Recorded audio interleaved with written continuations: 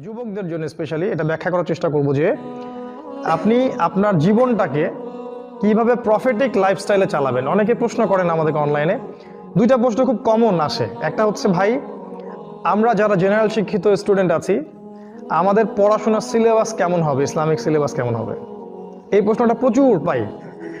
আরেকটা প্রশ্ন পাই যে ভাই তাহলে আমরা দৈনন্দিন জীবনে কিভাবে চলবো যাতে করে আমরা রাসূল সাল্লাল্লাহু আলাইহি ওয়াসাল্লামের সুন্নাহগুলোর উপর থাকতে পারি। আজকে একটা প্রশ্ন নিয়ে কথা বলছি শুধু, যে আমরা কিভাবে চলাফেরা করলে আমাদের 24 ঘন্টাই উসওয়াতুল হাসানার অনুসরণ হবে এবং আমরা ব্যাপক নেকি অর্জন করব, পুরো 24 ঘন্টায় ইবাদতে কাটাবো ইনশাআল্লাহ। কিভাবে সম্ভব? শুরুটা করতে হবে আপনাকে ঘুম থেকে। কোথা থেকে? ঘুম থেকে, রাতের ঘুম থেকে।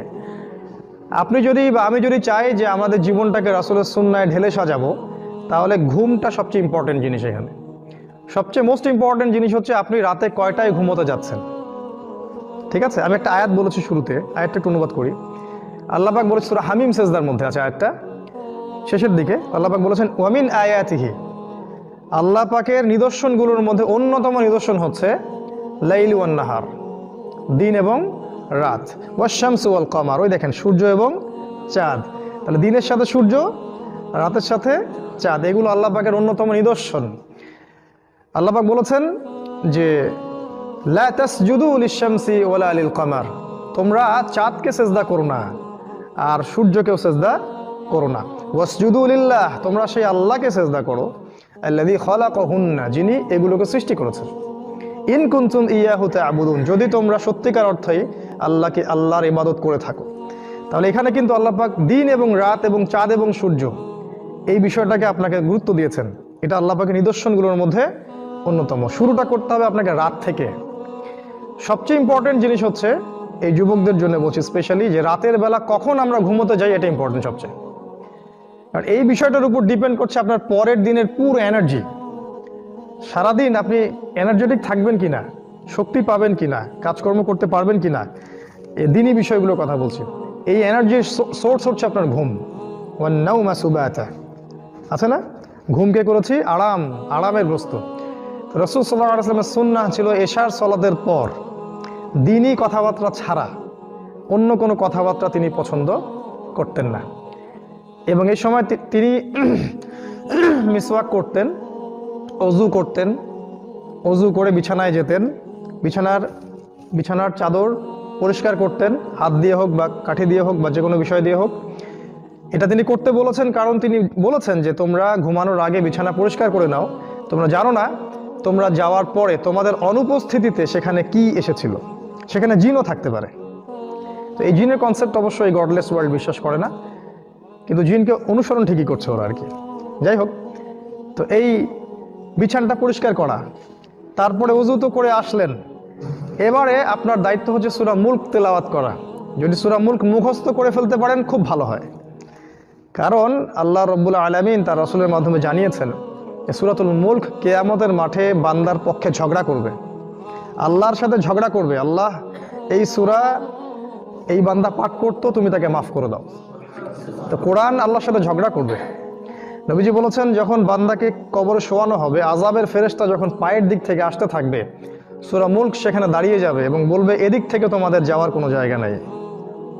কবরের আযাব থেকে আপনাকে ইনশাআল্লাহ সূরা মুলক বাঁচাতে পারবে। আজকে আমরা ইশা সালাতে যে সূরাটা পড়েছি প্রথম রাকাতে, এই সূরার কথা বলছি, তাবারাকাল্লাযী বিয়াদিহিল মুলক ওয়া হুয়া আলা কুল্লি শাইইন কাদির। অর্থ সহ পড়লেই বুঝতে পারবেন কেন এই সূরা আপনাকে কবরের আযাব থেকে বাঁচাবে ইনশাআল্লাহ। এরপরে পড়বেন সূরা ফালাক, নাস, ইখলাস, 3 বার করে পড়তে হয়। হাত দুটোকে একত্রিত করে নিয়ে ফু দিয়ে মাথা থেকে গায়ের যতদূর পর্যন্ত পারেন মাসাহ করবেন। এই কাজটা কেন করতে হয় জানেন? কারণ যখন আমরা ঘুমাই তখন শয়তান আমাদের ঘাড়ে 3টা গিট দেয়, হাদিসে আছে না? প্রথম গিট দিয়ে বলে যে ঘুমাও, তোমার সামনে লম্বা রাত।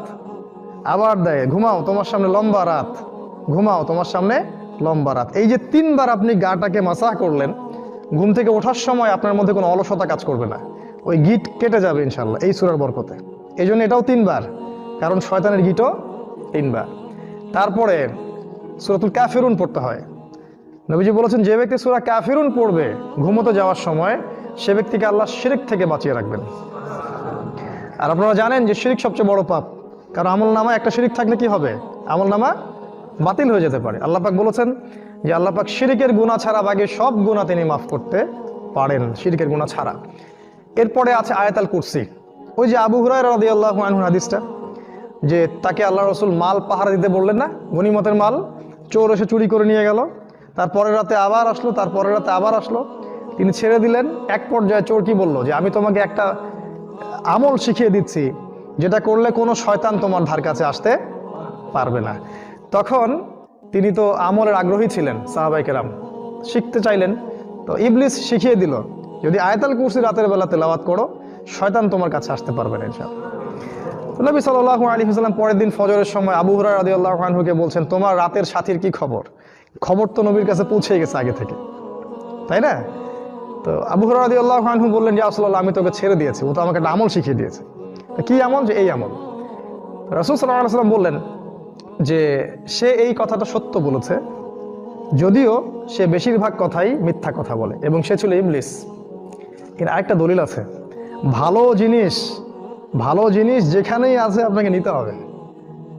ভালো মধু যেখানে আছে আপনাকে নিতে হবে মধু, বুঝতে পারেন নাই? ইবলিস শিখিয়ে দিয়েছে আয়াতুল কুরসি রাতের বেলা পাঠ করলে শয়তান আসতে পারবে না। কে শিখাই দিছে? ওই ওই ওই ওই আমলটা আমরা নেই নাই, আমল করছি না, মাশাআল্লাহ। আয়াতুল কুরসি পাঠ করাটা সারা রাত একজন ফেরেশতা আপনাকে পাহারা দিবে ইনশাআল্লাহ আল্লাহর পক্ষ থেকে। এরপরে আছে খুব ইম্পর্টেন্ট, এটা হচ্ছে সূরা বাকারার শেষ 3 আয়াত অথবা শেষ 2 আয়াত, যেটাই পড়েন। আল্লাহ রাসূল সাল্লাল্লাহু আলাইহি ওয়াসাল্লাম বলেছেন সারা রাতের জন্য যথেষ্ট, মানে সারা রাতের বিপদ আপদ বালা মুসিবত আপনাকে স্পর্শ করবে না ইনশাআল্লাহ। আরেকটা অর্থ হতে পারে যে সারা রাত তাহাজ্জুদ পড়লে যে নেকিটা হতো, এই নেকিটা আপনি পাবেন এই শেষের 2 আয়াত তেলাওয়াত করার মধ্য দিয়ে। নবী সাল্লাল্লাহু আলাইহি ওয়াসাল্লাম বলেছেন এই সূরার প্রত্যেকটা অক্ষরে, শেষের এই যে 3টা আয়াত, প্রতিটা অক্ষরের মধ্যে নূর আছে, আলো আছে। এই আয়াতগুলো পৃথিবীতে নাজিল হয়নি। কোথায় নাজিল বলতে পারবেন কেউ? কোথায় নাজিল হয়েছে? ওই যে আল্লাহ পাকের সাথে দেখা করতে গেলেন রাসূল সাল্লাল্লাহু আলাইহি ওয়াসাল্লাম, তখন মেরাজে কয়টা হাদিয়া দিয়েছেন আল্লাহ পাক? 3টা হাদিয়া। একটা হচ্ছে যে 50 ওয়াক্ত সালাত, যেটা আমরা পড়ি এখন 5 ওয়াক্ত, তাও 90% মুসলিম পড়ে না, নাউজুবিল্লাহ। আরেকটা হচ্ছে আমার উম্মতের, তোমার উম্মতের মধ্যে কেউ শিরিক না করলে আমি তাকে মাফ করে দিব। আল্লাহ পাক কথা দিয়েছেন, যত বড় পাপই হোক না কেন আল্লাহ পাক ইনশাআল্লাহ মাফ করে দিবেন, যদি আল্লাহর সাথে জড়িত পাপ থাকে। আর বান্দার সাথে হলে পরিশোধ করতে হবে ওইটা। আরেকটা হচ্ছে এই যে সূরা বাকারা শেষের 3 আয়াত বা 2 আয়াত, এটা অর্থ সহ পড়বেন। এটা পড়ার পরে আপনি এই যে 33 বার সুবহানাল্লাহ, 33 বার আলহামদুলিল্লাহ আর 34 বার আল্লাহু আকবার পড়তে পড়তে ঘুমিয়ে যাবেন। মনে আছে ওই হাদিসটা? আলী রাদিয়াল্লাহু আনহুর স্ত্রী ফাতিমা রাদিয়াল্লাহু আনহা জান্নাতে কি হবেন তিনি? মাশাআল্লাহ। উনি এত কষ্ট করে জীবনযাপন করতেন দুনিয়ার জীবনটা, তার ঘরে কোনো দাসী ছিল না, দাসীবাদী ছিল না। কাজ করতে করতে হাতে অনেক সময় কড়া পড়ে যেত। তিনি একসময় রাসূল সাল্লাল্লাহু আলাইহি ওয়াসাল্লামের কাছে গিয়ে আরজি করলেন, ইয়া রাসূলুল্লাহ, আমাকে একটা দাসী দেন বা একটা দাস উপহার দিন, হাদিয়া দিন। বাবার কাছে মেয়ে চাইতে পারে না, কিন্তু রাসূল সাল্লাল্লাহু আলাইহি ওয়াসাল্লাম মেয়েকে কি শিক্ষা দিচ্ছেন দেখেন। তিনি তখন দাসী দিলেন না, বাসায় ফিরে যেতে বললেন। পরে আলী রাদিয়াল্লাহু আনহু আসলেন, তিনি তাকেও বাসায় ফেরত পাঠালেন। এবার শ্বশুর, উনি তো শ্বশুর এখন, উনি তাদের ঘরে ঢুকছেন রাত্রেবেলা। আলী রাদিয়াল্লাহু আনহু বলেছেন রাসূল সাল্লাল্লাহু আলাইহি ওয়াসাল্লাম আমাদের ঘরে ঢুকলেন, আমাদের বিছানার উপরে এসে বসলেন, চিন্তা করেন। এবং আলী রাদিয়াল্লাহু আনহু বলেছেন তার পায়ের যে ঠান্ডা অংশটা ছিল এটা আমি আমার বুকের মধ্যে স্পর্শ করতে পারছিলাম। চিন্তা করে দেখেছেন? তা আমরা তো শ্বশুর এখন মেয়ের ঘরে ঢুকতে লজ্জা পাই, তাই না? বাবা জামাই এবং মেয়ের ঘরে ঢুকলো এবং ওই বিছানার উপরেই উঠে বসলেন, বসে বললেন যে তোমরা তো দাসী চেয়েছিলে, আমি কি অন্য কিছু শিখিয়ে দিব যেটা দাসীর চেয়ে উত্তম হবে? তখন তারা তো অবশ্যই বললেন হ্যাঁ ইয়া রাসূলুল্লাহ, শিখিয়ে দিন। তো তিনি বললেন রাতে ঘুমানোর সময় যদি তোমরা 33 বার সুবহানাল্লাহ, 33 বার আলহামদুলিল্লাহ আর 34 বার আল্লাহু আকবার পড়তে পারো, তোমাদের দাসীর প্রয়োজন হবে না। তো আলেম ওলামারা বলেছেন যে এই আমলটা যারা নিয়মিত করে আর কি, তাদের শরীরে শক্তি আসে, ফিজিক্যালি স্ট্রেংথ আসে এবং অলসতা আসে না, তারা অনেক কাজ করতে পারে। এইভাবে রাতটা আপনি শুরু করলেন, রাতে তাড়াতাড়ি ঘুমোতে গেলেন, রাতের সুন্নাহগুলো অ্যাপ্লাই করলেন, এবার আপনি ঘুমোচ্ছেন। ঘুমের মধ্যে আপনি স্বপ্ন দেখতে পারেন, স্বপ্ন দেখতে পারেন। মনে রাখবেন শেষ জামানায় মুমিনদের স্বপ্ন বেশি বেশি সত্য হবে, এটা মনে রাখবেন। শেষ জামানার মুমিনদের স্বপ্ন কিন্তু বেশি বেশি সত্য হবে, এটা হাদিসে এসেছে। যদি ভালো স্বপ্ন দেখেন প্রিয় ব্যক্তিকে বলবেন, ভালো স্বপ্ন আল্লাহর পক্ষ থেকে মানুষ দেখে। আর যদি খারাপ স্বপ্ন দেখেন কাউকে বলবেন না, বরং বাম দিকে 3 বার থুতু ফেলবেন, আউযু বিল্লাহি মিনাশ শাইতানির রাজিম পড়ে বাম দিকে 3 বার থুতু ফেলে পাশ পরিবর্তন করে ঘুমাবেন। এরপর আপনি ফজরে উঠছেন, রাতে উঠছেন, চেষ্টা করব আমরা, আল্লাহ পাক তৌফিক দান করুন আপনাকে এবং আমাকে সবাইকে, যেন আমরা অ্যাটলিস্ট ফজরের 1 ঘন্টা আগে উঠতে পারি, বা অ্যাটলিস্ট ফজরের আধা ঘন্টা আগে যেন উঠতে পারি। উঠে ফ্রেশ হয়ে আপনার প্রথম কাজ কি? তখন দোয়া পড়া। ঘুম থেকে উঠলেন, উঠে ঘুমের যে রেস্টটা আছে সেটা হাত দিয়ে দূর করতে হয়, চোখ মুছে পরিষ্কার করতে হয়। এরপর আপনি কাপড় চেঞ্জ করতে পারেন, অন্য কাজগুলো করলেন, মিসওয়াক করবেন, এই সময় মিসওয়াক করাটা সুন্নাহ। তারপর ওযু করলেন, ওযু করে টয়লেট করলেন, টয়লেট করে ওযু করলেন, সেখানে দোয়া পড়লেন। কি দোয়া? আল্লাহুম্মা ইন্নী আউযু বিকা মিনাল খুবসি ওয়াল খাবাইস। এই যে ইবাদত হয়ে গেল, কিন্তু বের হলেন বললেন গফরানাকা, ইবাদত হয়ে গেল। তারপর ওযু করলেন, বিসমিল্লাহ বলে শুরু করলেন। ওযু শেষ করে কি পড়লেন? আশহাদু আল্লা ইলাহা ইল্লাল্লাহ ওয়া আশহাদু আন্না মুহাম্মাদান আবদুহু ওয়া রাসূলুহু। এই যে ইবাদত হয়ে গেল। এবার আপনি চেষ্টা করবেন 2 রাকাত, 4 রাকাত, 6 রাকাত, যতটুকু রাকাত সম্ভব হয় তাহাজ্জুদের সালাহ পড়ার জন্য। আল্লাহ পাক আমাকে এবং আপনাকে তৌফিক দান করুন, আল্লাহুম্মা আমিন। এই সময়টা দোয়া কবুলের সময়। এই সময় বান্দা যা চাইবে ইনশাআল্লাহ সে পাবে। রিজিক যদি হালাল হয়, আকীদায় শিরক না থাকে, আমলে বিদআ না থাকে, ইনশাআল্লাহ সে ব্যক্তি যা চাইবে আল্লাহ পাক তাকে তা দান করবেন ইনশাআল্লাহ। এই হলো আপনার শেষ রাতের ব্যাপার। আল্লাহ রাব্বুল আলামিন বলেছেন, এখানে আল্লাহ পাক প্রথম আকাশে নেমে আসেন, আহ্বান করতে থাকেন যে কার কোন হাজত আছে আমাকে বললে আমি সেই হাজত পূর্ণ করব। কেউ যদি ক্ষমা চায় আমি ক্ষমা করে দিব, কেউ যদি আমাকে ডাকে আমি তার ডাকে সাড়া দিব। এভাবে আল্লাহ পাক বলতেই থাকেন ফজর পর্যন্ত। তারপরে আসলেন আপনি ফজরের জামাতে। এটা খুব ইম্পর্টেন্ট, ফজরের নামাজের জামাত সবচেয়ে বেশি ইম্পর্টেন্ট। দিনের যে কাজটা সবচেয়ে গুরুত্ব দিবেন সেটা হলো ফজরের নামাজ। কোনো কারণে যদি অন্য কোনো ওয়াক্তের নামাজ আপনার ইনকেস ছুটে গেছে বা জামাত পান নাই, তার চেয়ে বেশি গুরুত্বপূর্ণ হচ্ছে ফজরের নামাজটা আপনি পড়তে পেরেছেন কিনা। সালাতে আসলেন, ফজরের নামাজটা হবে 3G 4G স্পিডের না। কথা বুঝতে পারেননি? নামাজটা এখন অনেক রকম হয়েছে, 1G 2G 3G 4G, সামনে 5Gও হবে। মানে নামাজে দাঁড়ালে মনে হয় সব ব্যস্ততা নামাজেই, মানে পেশাব পায়খানার চাপ নিয়ে নামাজ পড়তেছে ভাবটা এমনি এরকম আর কি। এত দ্রুত নামাজ পড়ে যে রুকু করলে সেজদা পাই না, এক সেজদা করলে এক সেজদা পাই না। অনেক মসজিদে এই অবস্থা, আপনারা জানেন না আমার চেয়ে ভালো বিষয়টা। তো এভাবে না, সলাতে রাসূল সাল্লাল্লাহু আলাইহি ওয়াসাল্লাম ফজরের নামাজ লম্বা করতেন, ইসফার করে, মানে লম্বা করে, মিনিমাম 50-100 আয়াত পড়তেন। আচ্ছা 100 আয়াত না পড়ি, মিনিমাম 20-30 আয়াত তো পড়া যায়, 1 পৃষ্ঠা 2 পৃষ্ঠা তো পড়া যায়। লম্বা করে পড়লেন, ফজরের নামাজ পড়ার পর আপনি তাসবিহ তাহলিল করলেন।